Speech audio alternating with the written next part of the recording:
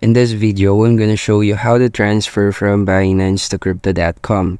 The first step that you have to do is to head inside Binance and then click the wallet icon that you can see in the center position of the screen. After clicking this, it will show this window screen where you have to focus on the withdraw button and then click it.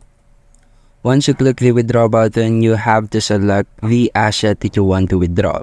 Select the asset, for example as Bitcoin, and then it will open this pop-up where you have to input the amount to withdraw. Now click the next button. Once you click the next button, it will show this Bitcoin address input box where you have to input the crypto.com address of your account. So head first in the crypto.com application and then click the transfer button.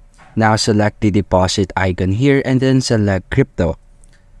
Next is select Bitcoin, and this will show the Bitcoin address of your wallet.